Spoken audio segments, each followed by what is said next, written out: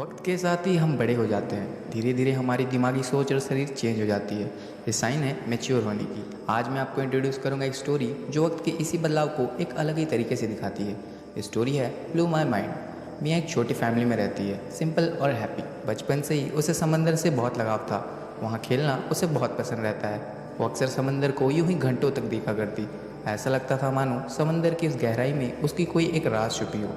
पलक झपकाते ही मियाँ अब 16 साल की हो चुकी थी। जब मियाँ एडल्टहुड में एंटर कर रही थी, मियाँ की फैमिली शहर में मूव करते हैं उसके फादर की काम की वजह से। ये उसके लिए मुश्किल था क्योंकि वो एक इंट्रोवर्ट थी जो किसी से ज़्यादा बातचीत करना पसंद नहीं करती। इसलिए मियाँ को इस नई जगह बहुत अकेलापन महसूस होता है। नए स्कूल में उसे एक लड़के से प्यार हो जाता है। उसे प्यार महसूस होने लगा था। घर पर वो अक्सर ही अपने पेरेंट्स से झगड़ती रहती। मियाँ की बॉडी भी स्ट्रेंजली चेंज होने लगती है। पानी पीते वक्त हम देखते हैं कि वो पानी में बहुत नमक मिला लेती है। बस इतना ही नहीं, उसे अब कच्चा मांस खाना पसंद था। वो उसे कंट्रोल नहीं कर पाती और फिश टैंक में रखी उसकी मदर की पेट गोल्डफिश को सीधे अपने मुंह में डालकर उसे खा लेती है। जल्दी उसे अजीब फील होता है और वो टॉयलेट में उल्टी कर देती है। स्कूल में मियाँ इस अकेलेपन को दूर करने के लिए कुछ नए दोस्त बनाना चाहती थी। जानबूझकर ही वो कुछ शरारती बच्चों को ढूंढती है, एक रिच लड़कियों का एक ग्रुप। वो उनसे कहती है कि मैं भी तुम्हारा ग्रुप ज्वाइन करना चाहती हूँ, जिस पर पहले तो वो लोग उसका मजाक उड़ाते हैं और बाद में उसे मना कर देते हैं। इसके बाद मियाँ अपने घर में झूठ बोलने लगती है और बाकी लड़कियों के साथ मिलकर पिकनिक पर जाती है। वहाँ से वो लोग सुपरमार्केट जाते हैं जहाँ पर मस्ती के लिए वो लोग मिलकर चोरी करते हैं। वो लोग स्मोक करते हैं और मिलकर शराब भी पीते हैं और फाइनली मियाँ इनके ग्रुप में शामिल हो जाती है और उनकी दोस्त बन जाती है। लेकिन अब उसकी बॉडी भी चेंज हो रही थी। वक्त के साथ ही ये चेंजेस और भी अजीब होते जा रहे थे।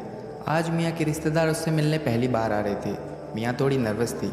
नहाते वक्त मियाँ सडनली नोटिस करती है कि उसके पैरों की उंगलियाँ अजीब तरह से आपस में चिपक गए थे। चाहे वो कितनी भी कोशिश कर ले, उसकी उंगलियाँ अलग नहीं होती। अब क्योंकि गोल्डफिश टैंक में नहीं था, मियाँ की मदर गुस्सा होकर मियाँ को थप्पड़ मार देती है। मियाँ अपनी मम्मी से गुस्सा हो जाती है और उनसे अपने शरीर में हो रही इन अजीब चीज़ों के बारे में कोई बात नहीं करती। वो अकेले ही डॉक्टर के पास चली जाती है। चेकअप के बाद डॉक्टर उससे कहती है कि इस तरह की उंगलियों का चिपकना बहुत ही कॉमन है और एक माइनर सर्जरी करनी पड़ेगी, जिसके बाद उसकी उंगलियां नॉर्मल हो जाएंगी। डॉक्टर सर्जरी के लिए तैयारी कर ही रही थी कि मियाँ अचानक से उठकर वहाँ से भाग जाती है। वो नहीं चाहती थी कि सबको इस बारे में पता चले, सब उसे मॉन्स्टर कहेंगे। इसलिए वो खुद ही बैंडेजेस और एक कैंची खरीद लेती है उसकी उंगलियों को अलग करने के लिए। बहुत दर्द सहकर वो अपनी उंगलियों को कैंची से काट कर अलग कर लेती है। इसी दौरान मियाँ को डाउट आने लगता है कि शायद उनके पेरेंट्स की बायोलॉजिकल यानी कि सगी बेटी नहीं थी, क्योंकि उसके मम्मी पापा तो नॉर्मल थे और उसे अकेले ही इतनी सारी प्रॉब्लम्स आ रही थी।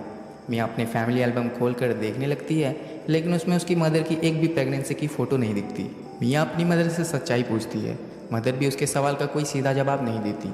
मियाँ इसके बाद बहुत ही उदास हो जाती है। चेहरे पर बहुत सारा हेवी मेकअप करके वो अपने दोस्तों के साथ क्लब में पार्टी करने चली जाती है ताकि वो सब कुछ भूल जाए। वो तो बस खुश होना चाहती थी, लेकिन उसके शरीर में हो रहे बदलाव अभी भी नहीं रुक रहे थे।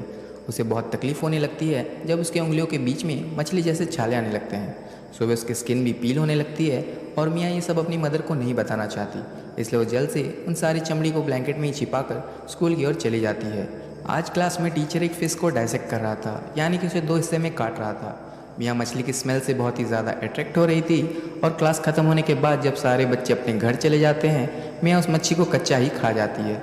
इसी दौरान मियाँ की एक दोस्त उसे ये करते देख लेती है, जिस पर मियाँ उसके गले को पकड़कर उसे दीवार पे धक्का दे देती है। उसे वार्न करती है कि अगर उसने ये बात किसी से भी कहा तो उसे मार डालेगी। अब चीज़ें हाथ से निकलने लगी थी क्योंकि मियाँ खुद को हेल्पलेस पाती है। उसे समझ नहीं आ रहा था कि वो क्या करे। वो खुद को कंट्रोल नहीं कर पा रही थी। रात में जब मियाँ के पेरेंट्स एक मैरिज पार्टी अटेंड करने जाते हैं, मियाँ फिर से हेवी मेकअप लगाकर पार्टी करने चली जाती है। वहाँ पर उसके अमीर दोस्त अपने बॉयफ्रेंड के साथ पानी में खेल रहे थे और तभी मियाँ के पैर में फिर से छाले जैसे आने लगते हैं। उसे बहुत ही दर्द होता है और वो नीचे गिर जाती है और अकेले ही वहाँ पर पड़े हुए शराब पीने लगती है। सडनली वहाँ पर हेल्प की एक आवाज़ आती है क्योंकि उसके दोस्त ने कुछ ज़्यादा ही शराब पी लिया था। वो पानी में गिर गई थी। अपने पैरों में हो रहे दर्द को अनदेखा करते हुए मियाँ उठकर पानी में दौड़ते हुए छलांग लगा देती है और उसके दोस्त को बचा लेती है।